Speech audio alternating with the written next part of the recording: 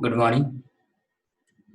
आज आपण regional planning and development, प्रादेशिक विकास आणि प्रादेशिक नियोजन हा जो भूगोलातील अत्यंत महत्त्वाचा सब्जेक्ट आहे त्या सब्जेक्टला सुरुवात करतोय.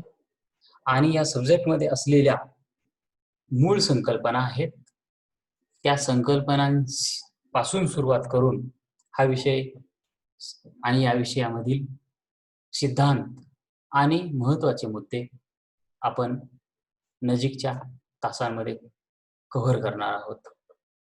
आज आपण या विषयाची सुरुवात म्हणून basic concepts of regional planning and development हा जो सब टॉपिक आहे यापासून सुरुवात करीत आहोत.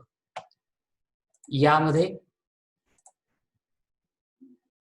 पहिला जो टॉपिक आहे या सब्जेक्ट मधला रिजनल प्लॅनिंग अँड डेव्हलपमेंट, या सब्जेक्टचा जो पहिला आणि अत्यंत महत्त्वाचा जो सब्जेक्ट आहे, महत्त्वाचा जो विषय आहे, तो विषय आहे basic concepts.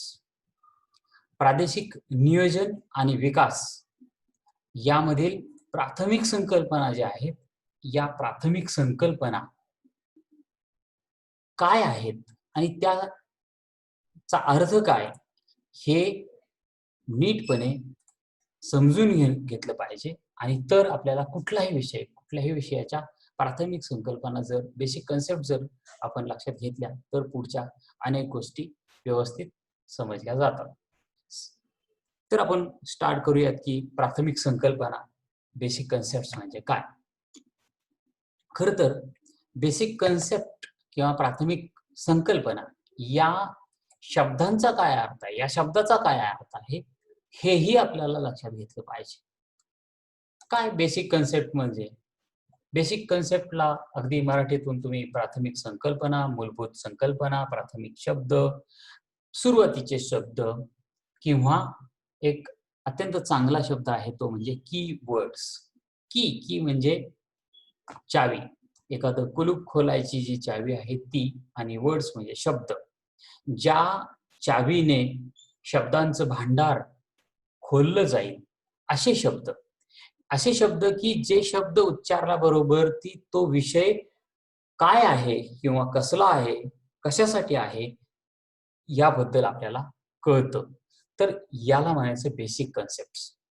Basic concept regional planning and development या विषयाच्या महत्वाच्या कोणत्या आहेत?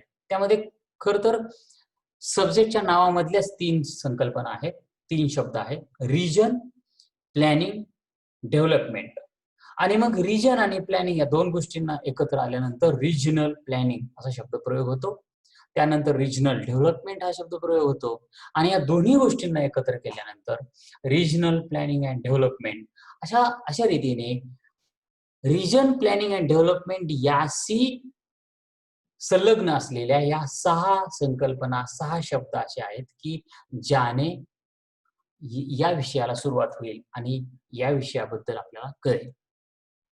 प्रदेश नियोजन विकास, प्रादेशिक नियोजन, प्रादेशिक विकास आणि प्रादेशिक नियोजन व विकास या 6 संकल्पना आजच्या तासाला आपल्याला पाहायच्या आहेत. या प्रत्येकाची डेफिनेशन, या प्रत्येकाचा अर्थ, भूगोलामध्ये या गोष्टींना काय अपेक्षित आहे याबद्दलची एक सूतोवाच, याबद्दलची एक सुरुवात आपण आजच्या तासाला पाहणार आहोत. मग आता आपण पाहूयात की बेसिक कन्सेप्ट यांचा एक जाळं आहे, एकमेकाचा संबंध आहे. बेसिक कन्सेप्ट मध्ये आता आपण पाहिल्याप्रमाणे या वर दिलेल्या 3 महत्वाच्या, पहिला आहे प्रदेश, भूपृष्ठावरती असलेला प्रदेश म्हणजे काय वगैरे त्याच्या आपण पाहणार आहोत. पण प्रदेश ही संकल्पना बेसिक आहे. प्रदेश म्हणजे जिओग्राफीमध्ये नियोजन आणि प्लॅनिंग अँड डेव्हलपमेंट हे दोन्ही शब्द अगदी कॉमर्स मॅनेजमेंट किंवा अधिक इतर इंजिनिअरिंग असेल किंवा कुठल्याही इतर क्षेत्रामध्ये हे दोन्ही गोष्ट सगळीकडे वापरल्या जाणारा शब्द आहे.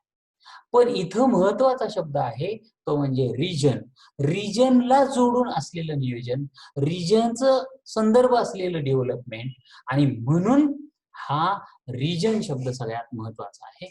तर म्हणून प्राथमिक संकल्पनेमध्ये region first, then planning and then development.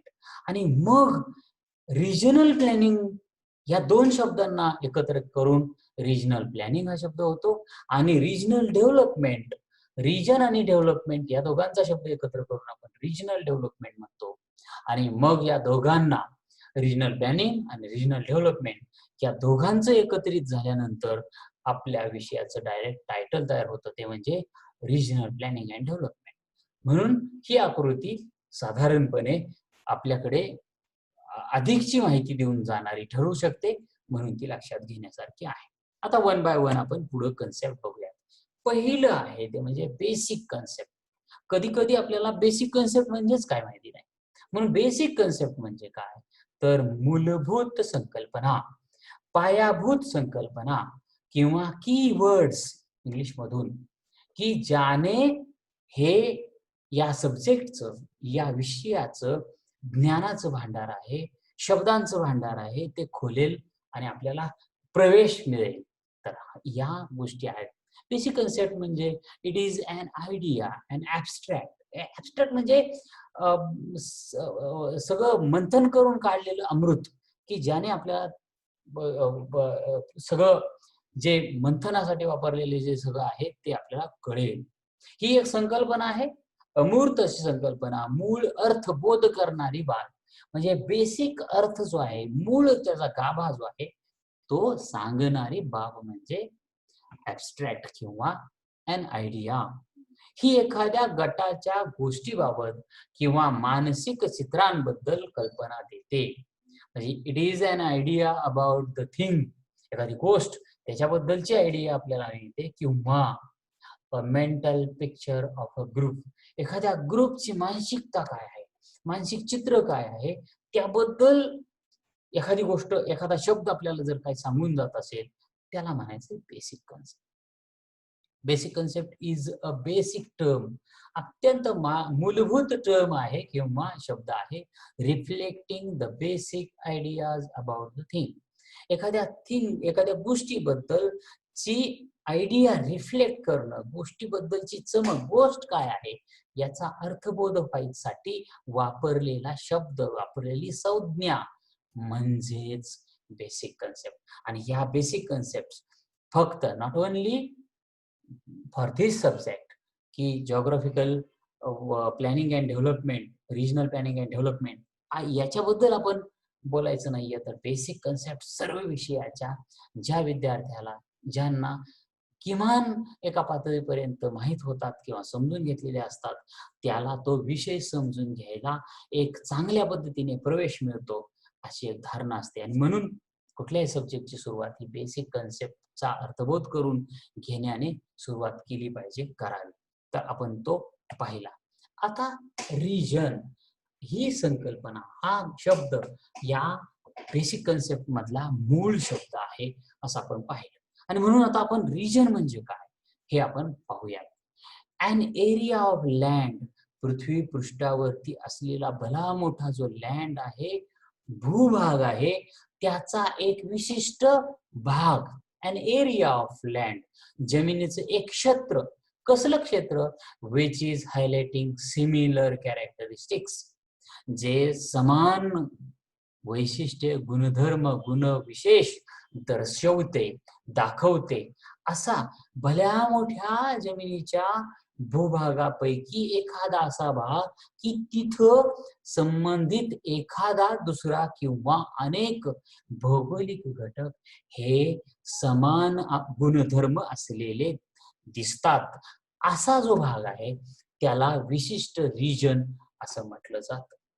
A surface of the land, of the earth having definable boundaries and characteristics. म्हणजे आता आपल्याला असं अगदी डेफिनेटली सांगता यावं की इथपर्यंत हा घटक आहे, त्याच्या पलीकडे नाही. तर तो विशिष्ट एक घटक असेल किंवा विशिष्ट अनेक घटक, भौगोलिक घटक असतील, की ज्यांची कॅरेक्टरिस्टिक्स, ज्यांचे गुण त्या संपूर्ण एरियावरती पसरलेले आहेत, दिसतात. तर तो जो भाग आहे पृथ्वीचा, तो जो त्या लँडचा, प्रचंड मोठ्या पृथ्वी पृष्ठाचा किंवा लँडचा तो जो एक विशिष्ट भाग आहे त्याला आपण विशिष्ट रिजन असं म्हणतो. Geographically having similar kinds of things, सगळीकडे ती गोष्ट जिओग्राफिकली सगळ्यात महत्वाचं आहे. आपण जिओग्राफीमध्ये या गोष्टी समजून घेतोय म्हणून जिओग्राफिकली भौगोलिक दृष्ट्या ती एक गोष्ट किंवा त्या अनेक गोष्टी की ते घटक ते त्या संपूर्ण एरियामध्ये समान गुण दाखवतात. त्याला आपल्याला रिजन असं म्हणायचंय, त्याला आपण प्रदेश असं म्हणतोय. ही महत्वाची टर्म या विषयाची आणि बेसिक टर्म आहे. आता मग येतं की प्लॅनिंग. प्लॅनिंग कारण आपल्या सब्जेक्टचं नाव आहे regional planning and development. So planning, what is planning? There are two terms, plan and planning. Plan म्हणजे काय? आखणी, आणि प्लॅनिंग एखादं नियोजन. म्हणजे त्या आखणीप्रमाणे जर आपण कृतीला सुरुवात केली तर त्या कृतीमध्ये प्लॅनिंग येतं. योजनेनुसार डिझाईन बनवणे, आपल्या मनातल्या कल्पनांप्रमाणे डिझाईन बनवलेलं असणं, त्याला आपण प्लॅनिंग म्हणतो. A formulated special method by which a thing is to be done. एखादी गोष्ट आपल्याला जी करायची त्याच्यासाठीच्या कल्पना आखलेल्या आहेत, that is plan. A design scheme, एखादी व्यवस्थित डिझाईन केलेली स्कीम आहे. हीच स्कीम, हेच डिझाईन, हीच योजना आपल्या मनातली विचार जेव्हा तो making a design as per the plan, हेच प्लॅन जेव्हा काम करण्याच्या कृती आराखड्यात येतं, दॅट इज प्लॅन. आणि म्हणून प्लॅनिंग या शब्दाला महत्व आहे. मग आता डेव्हलपमेंट ही तिसरी आणि महत्वाची टर्म या सब्जेक्ट मधली आहे, ती आहे डेव्हलपमेंट. आपण जिओग्राफरांनी बऱ्याचदा असं म्हटलेलं आहे की developed countries, developing countries and under developed countries. एखादा देश, विकसित देश, विकसनशील देश आणि अविकसित, म्हणजे विकासाच्या सर्व पातळ्या किंवा मॅक्झिमम पातळ्या पूर्ण केलेला देश. विकास ही अशी एक संकल्पना आहे की ती अविरतपणे निरंतर चालणारी गोष्ट आहे. विकासाला एका ठिकाणी उभा राहता येणार नाही. विकासाला इथं संपला, विकास आता संपला, यापुढे नाही, अशी संकल्पना, अशी धारणा नसते. म्हणून विकसित जरी म्हटलो तरी या विकसित या शब्दाचा असा अर्थ आहे की किमान पातळीवरती मॅक्झिमम गोष्टी पूर्ण करणे, याला म्हणायचंय विकसित. विकसनशील म्हणजे काय तर या किमान पातळीपर्यंत किंवा त्याच्याही पुढं विकासाच्या सर्व बाबी आपण पूर्ण करण्याच्या अत्यंत जवळ असणे, विकासाच्या टप्प्यावर असणे, that is developing. And under develop म्हणजे या दोन्ही टप्प्यापासून खूप मागं असणे, अविकसित असणे. आणि डेव्हलपमेंट ही म्हणजे या विकासाच्या गोष्टीची जी प्रक्रिया आहे, ती प्रक्रिया म्हणजे development. The act of developing, विकासासाठी केलेलं कार्य, त्याला म्हणायचं डेव्हलपमेंटची प्रक्रिया. The process of being developed, पूर्ण डेव्हलप होण्याची जी प्रोसेस आहे, विकसित होण्याची जी प्रक्रिया आहे, त्याला आपण डेव्हलपमेंट किंवा विकास म्हणतो. किंवा अ stage of growth or advancement, एक प्रगतीचा टप्पा, प्रगत होण्याचा जो टप्पा आहे किंवा वाढ होण्याचा जो टप्पा आहे, या टप्प्याकडे जाण्याची जी प्रोसेस आहे, दॅट इज डेव्हलपमेंट. आणि म्हणून आपण तिन्ही टर्म पाहिल्या. रिजन पाहिलं, जी जिओग्राफिकल बेसिक टर्म आहे, आणि या रिजनच्या विकासासाठी वापरला जाणारा जो प्लॅनिंग म्हणजे त्याचं जे आखणी आहे, नियोजन आहे, योजना आहे, तो शब्द पाहिला. आणि आता डेव्हलपमेंट हा शब्द पाहिला की विकास म्हणजे तरी काय तर विकसित होण्याची ज्या अडथळे बाजूला करून नवीन रूप त्या एखाद्या गोष्टीला, एखाद्या घटनेला, एखाद्या घटकाला द्यायचं असेल तर त्याला आपण डेव्हलपमेंट म्हणतो. आता आपल्याला बघितलं पाहिजे रिजनल प्लॅनिंग, रिजनल डेव्हलपमेंट म्हणजे काय, आणि regional planning and development he term म्हणजे ह्या तीन टर्म आणखीन पाहणं गरजेचं आहे. कारण रिजन हा शब्द कशासाठी आला विकासामध्ये आणि प्लॅनिंग मध्ये, हे आपल्याला लक्षात घेतलं पाहिजे. आता मग आपण बघूयात की रिजनल प्लॅनिंग म्हणजे काय. Regional planning may be defined as the integrated management of the economic, social, and physical resources of a special bounded area. हे सगळ्यात महत्त्वाचे शब्द आहे. Of a specially bounded area. आपण रिजनची व्याख्या काय केली की एखाद्या घटकाने किंवा अनेक घटकांनी स्पेशली वेगळं असं काइंडच्या बाउंड्री असेल असा जो भाग असेल त्याला आपण रिजन म्हणलो. त्या रिजनच्या economic, social and physical resources यांचं एक इंटिग्रेटेड मॅनेजमेंट जे असेल, जे व्यवस्थापन किंवा प्लॅनिंग करण्याचं जे सगळ्या गोष्टींना घेऊन समकलित, संकलित किंवा सगळ्यांना घेऊन करण्याचं जे गोष्ट आहे त्याला आपण रिजनल प्लॅनिंग म्हणतो. मराठीतून पाहूयात आपण की प्रादेशिक नियोजन ही एक भौगोलिक भागाचे, महत्वाचा शब्द लक्षात घ्या की भौगोलिक भागाचे. ऍक्च्युली नियोजन हे कोणाचं बी असू शकतं, पण प्रदेशाला जोडलेलं, भौगोलिक घटकांना जोडलेलं नियोजन आहे. म्हणून प्रादेशिक नियोजन ही भौगोलिक भागाचे मर्यादित क्षेत्राच्या, तो जो भौगोलिक भाग आहे, समान गुणधर्म असलेला भाग आहे, त्याच्या मर्यादित क्षेत्राच्या आर्थिक, सामाजिक आणि भौतिक प्राकृतिक संसाधनाचे समकलित व्यवस्थापन किंवा योजना बनवणे याला आपण म्हणूयात regional planning. Regional planning is a related term to urban and rural planning. खरं तर अर्बनशी रिलेटेड पहिल्यांदा रिजनल प्लॅनिंग नावाची टर्म आली, परंतु खरं तर त्याला तशी सीमाच नाहीये. अर्बन असेल किंवा रुरल असेल, सगळ्यांचंच प्लॅनिंग आहे. पण ती अर्बन कडे जास्त झोकते. त्याचं कारण आहे की देश पातळीवरती, जगाच्या पातळीवरती अर्बन मध्ये असलेल्या घटकांच्या घडामोडीमध्ये प्रचंड वेग असल्यामुळं आपल्याला अर्बन प्लॅनिंग वरती जास्त भर द्यावा लागतो. पण nowadays rural planning is necessary. आपल्याकडे महात्मा गांधीजींनी सांगितलेलं आहे की देश सुधारायचा असेल तर ग्रामीण भाग सुधारणं गरजेचं आहे, आणि म्हणून खेड्याकडे चला चा नारा महात्मा गांधीजींनी दिलेल्याचं आपल्याला आठवतं. का तर समान प्रदेशांचं प्लॅनिंग आपल्याला केलं, डेव्हलपमेंट केलं तरच ही पृथ्वी, या मानव जातीचं सुख जे आहे, एन्व्हायरमेंटची चा बॅलन्स जो आहे तो अबाधित राहील, ही त्याच्या मागची कल्पना आहे. खरं तर रिजनल प्लॅनिंगची नीड आणि काय गरज आहे या पुढच्या टॉपिक मध्ये आपण याविषयी अधिकच बोलूया. So regional planning is related to urban and rural planning as it relates land use practices on a broader scale. खरं तर लँड यूज प्लॅनिंगशी संबंधित गोष्ट असते. आणि मग म्हणूनच आता बोलल्याप्रमाणे शहरी भागातले लँडचे तुकडे जे आहेत ते खूप छोटे छोटे असतात, आणि प्रत्येक ठिकाणचा यूज आणि प्रत्येक ठिकाणचा प्रकार वेगवेगळा असतो, आणि त्यामुळं आपल्याला तिथलं लँड यूज प्लॅनिंग जास्त करावं लागतं. म्हणून हा रिजनल प्लॅनिंगचा विषय जास्तीत जास्त अर्बन कडे झुकतो, पण फक्त अर्बन कडे सीमित असण्याचं काही कारण नाही, हेही लक्षात घ्या. पुढं it also includes formulating lodge.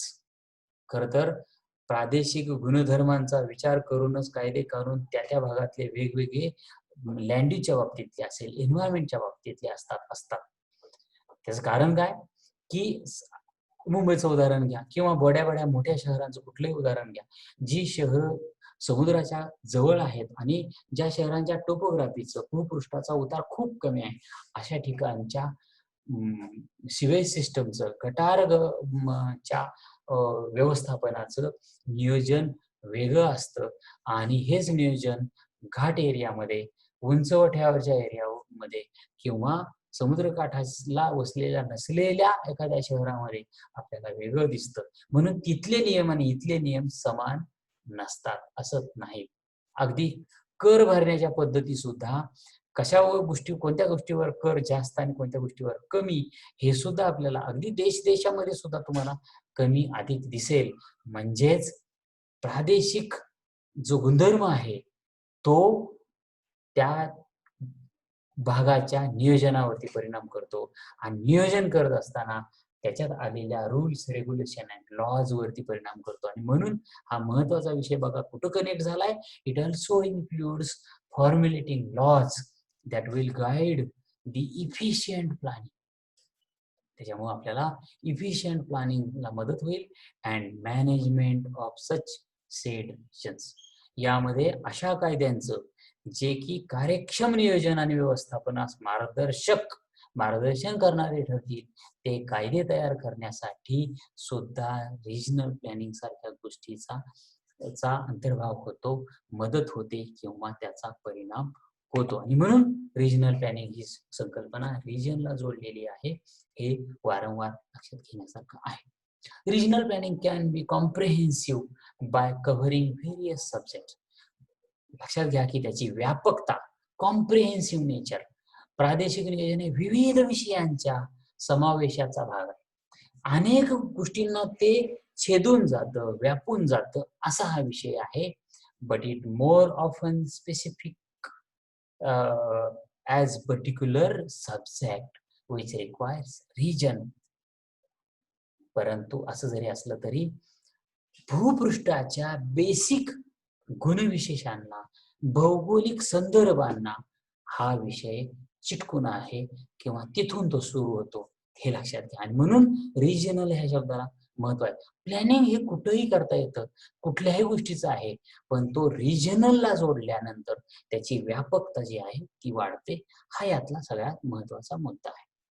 Regions requires various land use, protection of farmland, cities, industrial space, transportation hubs and infrastructure, military bases and other things.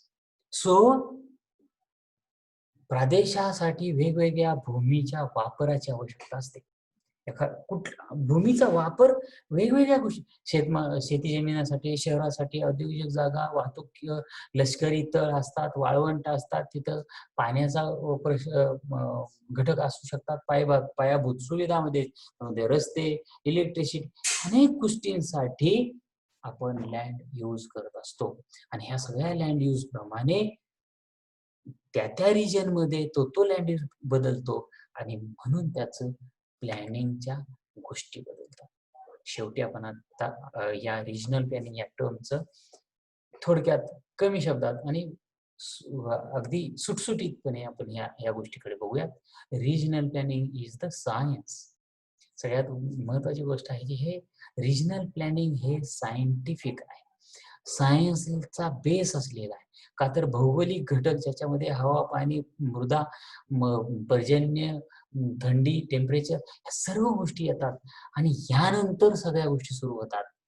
आणि म्हणून regional planning is the science of efficient placement of infrastructure and zoning of the sustainable growth of a reason.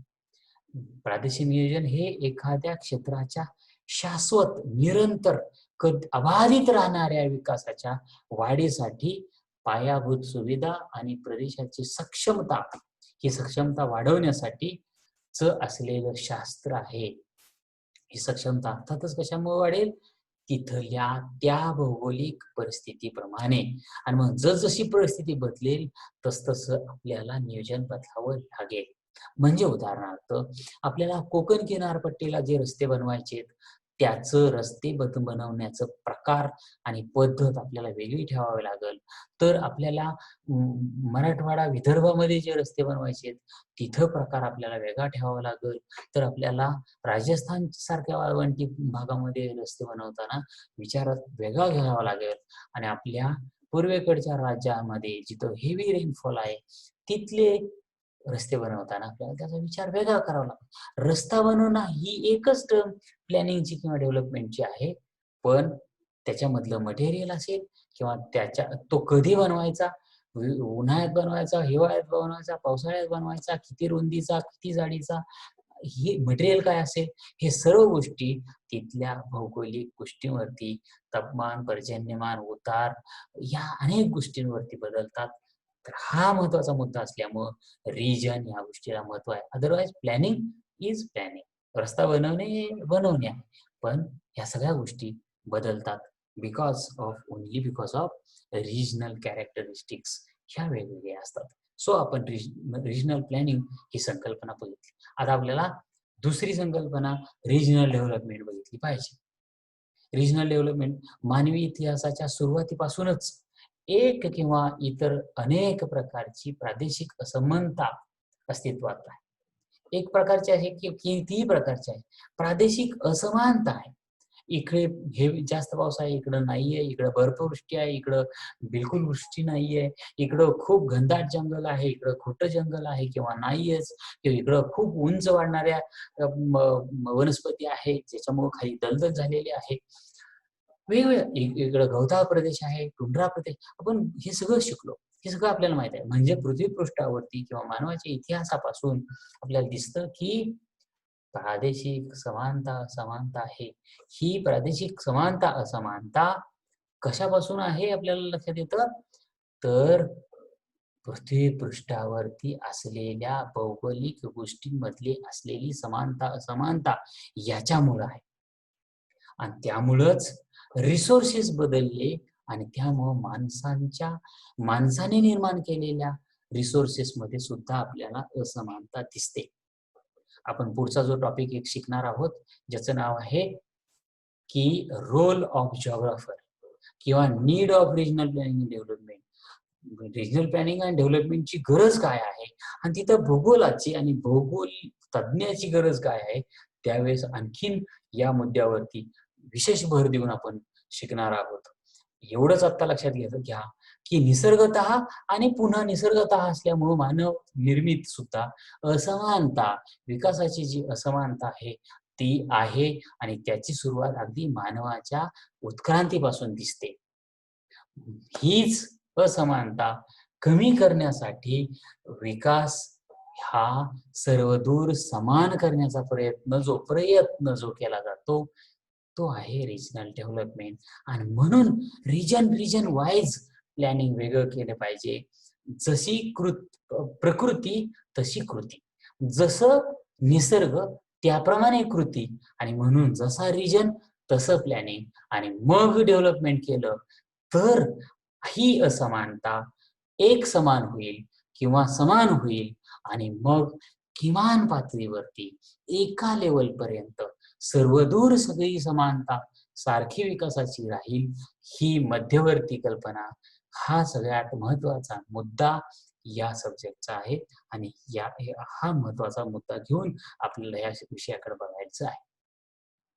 Regional डेव्हलपमेंटचे काही मुद्दे आपण आणखीन थोडेसे बघूयात की प्रादेशिक विकास म्हणजे आर्थिकदृष्ट्या कमी विकसित झालेल्या प्रदेशांना मदत व इतर मदतीची तरतूद. म्हणजे जवळजवळ असलेल्या 4-10 प्रदेशामध्ये कमी अधिक जो विकास झालाय त्यामुळं जो इम्बॅलन्स झालेला आहे तो बॅलन्स करण्यासाठी, आर्थिक दृष्टीची तूट भरून काढण्यासाठी जी केलेली जी तरतूद आहे, या प्रदेशाने त्या प्रदेशाला, त्या प्रदेशाने त्या प्रदेशाला एक किंवा अनेक घटकांची करण्याची जी मदत आहे किंवा मदत करण्याची जी तरतूद आहे, दॅट इज रिजनल डेव्हलपमेंट. प्रादेशिक विकास हा एखाद्या छोट्या प्रदेशाचा किंवा आंतरराष्ट्रीय स्वरूपाचा असू शकतो. प्रदेश ऍक्च्युली प्रदेश ही संकल्पना असते. प्रदेश म्हणजे 1 इंच जागा किंवा संपूर्ण पृथ्वी. तसं आहे प्रादेशिक विकास सुद्धा त्या 1 इंच, 1 मैल, 1000 स्क्वेअर किलोमीटरचा भाग असेल किंवा पृथ्वीचा एक अख्खा तुकडा असेल किंवा दक्षिण अमेरिकेचा भाग असेल, उत्तर अमेरिकेचा असेल, युरोपचा असेल, आफ्रिकेचा असेल, ऑस्ट्रेलियाचा, म्हणजे अगदी खंडवाईज सुद्धा आपण विचार करू शकतो. किंवा एखादा समुद्राचा पट्टा आहे की तिथं वेगळं आपल्याला नियोजन करायचंय, डेव्हलपमेंट करायचंय, तर तो अख्खा पॅसिफिक असेल, उत्तर पॅसिफिक असेल किंवा दक्षिण पॅसिफिक असेल, तर त्याला लिमिट नाही. इथपर्यंतचा जो भाग आपण घेतो तर त्याचं नियोजन हे प्रादेशिक विकासामध्ये येतं. Regional development may be domestic or international in nature. म्हणजे अगदी आमचं घरगुती आम्ही नियोजन केलं असं म्हणून फक्त मराठवाड्याचं नियोजन, फक्त विदर्भाचं नियोजन, फक्त खानदेशाचं नियोजन, फक्त कोकणाचं नियोजन असं वेगवेगळं असू शकतं, किंवा संपूर्ण मराठवाडा, किंवा मराठवाडा आणि खानदेश, किंवा अख्खं गोदावरीचं बेसिन. मग गोदावरीच्या बेसिनमध्ये कोकणाचा छोटासा पार्ट सुद्धा येऊ शकतो. पुढचा पश्चिम महाराष्ट्राचा भाग येऊ शकतो. कोकणाच्या घाटमाथ्यावरचा भाग येऊ शकतो.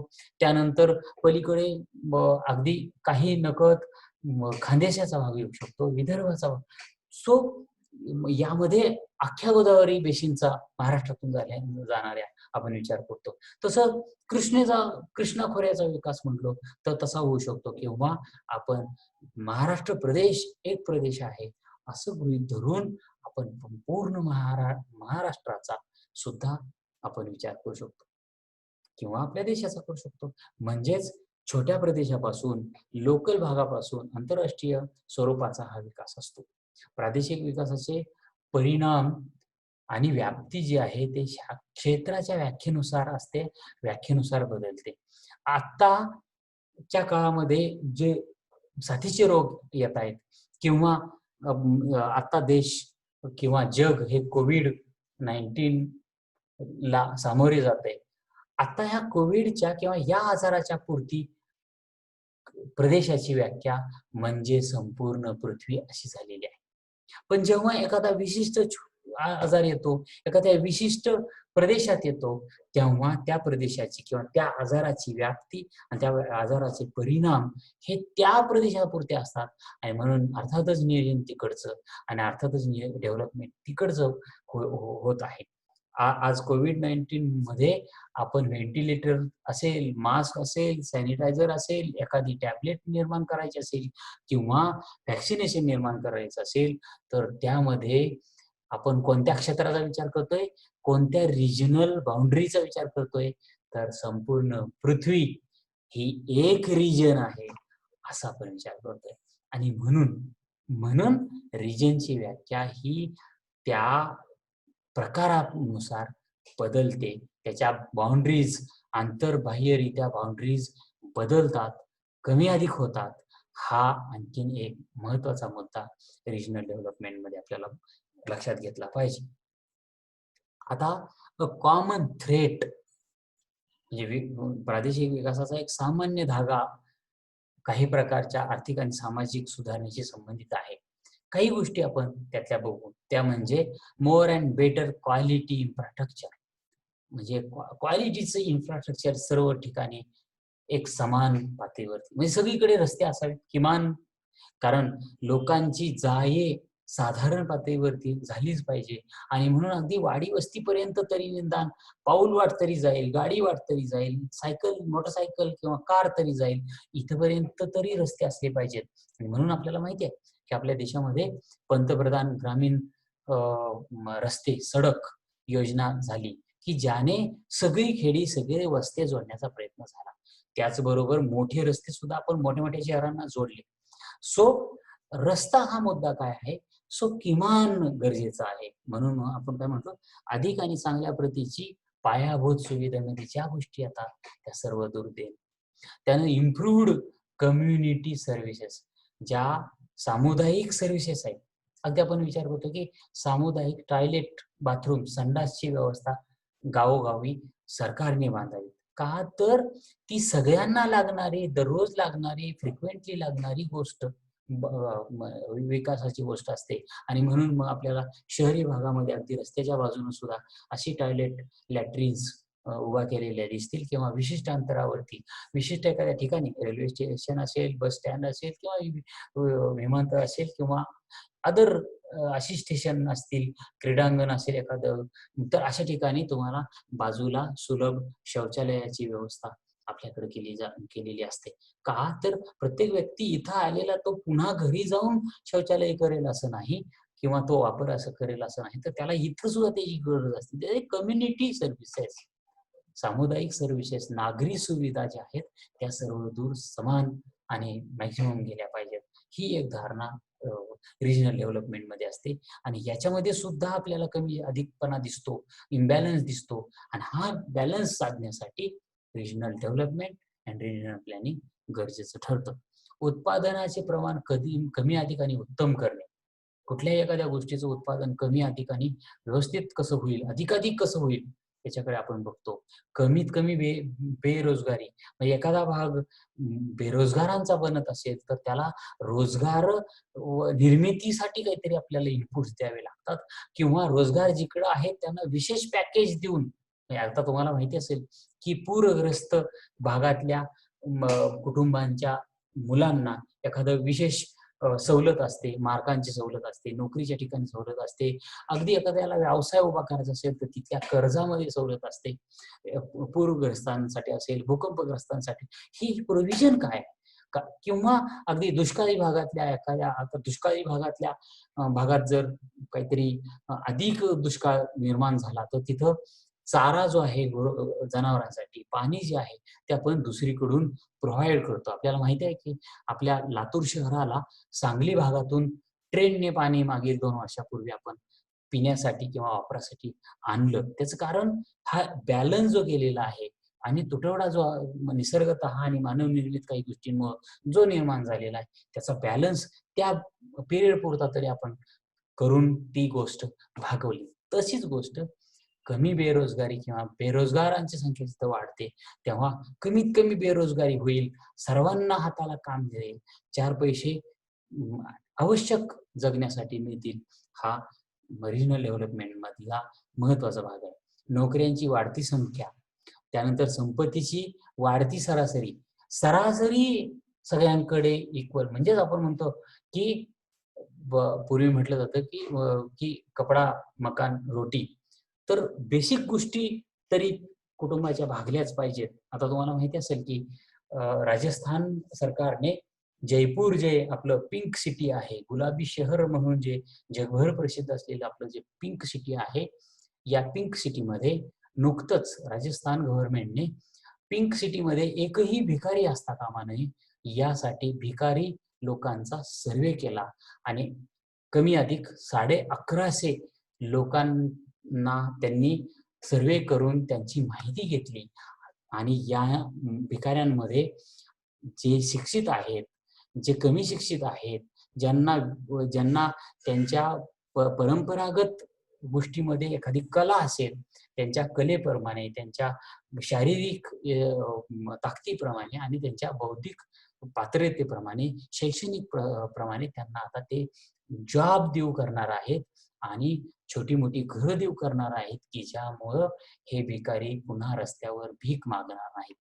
सो ही योजना राजस्थान सरकार जे राबवतंय सध्याच्या काळात, ती काय असेल? तर ती हीच असेल, की हा जो इम्बॅलन्स आहे सिटीमध्ये, एक अगदी ऑडी मर्सिडीजमधनं येतोय आणि एकाला अगदी जगायलाच पैसे, खायलाच पैसे नाहीत, अंगावरती कपडे नाहीत किंवा डोक्यावर छत नाही. अशांची जी तफावत आहे, ही तफावत काढण्यामध्ये इंटर रिजनल त्यांच्याच रिजनमध्ये हा जो बॅलन्स केलेला आहे, तो ते साधण्याचा प्रयत्न आहे. हेच मेन आहे रिजनल डेव्हलपमेंटचं मुद्दा. यातूनच आयुष्याचं जे गुणवत्ता आहे, स्टँडर्ड ऑफ लिव्हिंग ज्याला म्हणतो आपण, इम्प्रूव्ड क्वालिटी ऑफ लाईफ ज्याला म्हणतो आपण, ती संकल्पना पूर्ण होईल.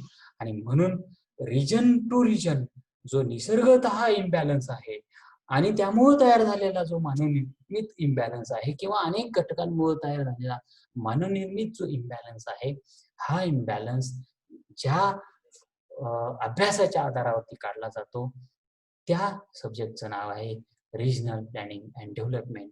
आणि म्हणून आपण आता पाहिल्याप्रमाणे यामध्ये रिजन हा सगळ्यात महत्वाची टर्म आहे. त्यानंतर planning and development, and then regional planning, then regional development, and last regional planning and development. ही संकल्पना आपण लक्षात घेणं गरजेचं आहे, तरच हा विषय आपल्याला समजतो. आणि म्हणून आजच्या सुरुवातीच्या तासाला रिजनल प्लॅनिंग अँड डेव्हलपमेंट या भूगोलातल्या अत्यंत महत्वाच्या विषयामधला अत्यंत पहिला प्राथमिक असा मुद्दा घेऊन आपण आज चर्चा केली. आणि मला आशा आहे की आपल्याला ती चर्चा फलदायी वाटली असेल, उपयुक्त वाटली असेल. आपण दिलेल्या वेळेसाठी मी आपल्या सर्वांचे आभार व्यक्त करतो आणि आजचा विषय इथं थांबवतो. यानंतर आपण रिजनल प्लॅनिंगच्या या सब्जेक्टमधले need of regional planning, role of geographer, त्यानंतर जिओग्राफिकल इंडिकेटर्स आणि असे types of region, types of planning हे सब्जेक्ट पुढच्या येत्या तासांमध्ये आपण पाहणार आहोत. आपण दिलेल्या वेळेबद्दल पुन्हा एकदा आपले आभार व्यक्त करून मी इथं थांबतो. धन्यवाद.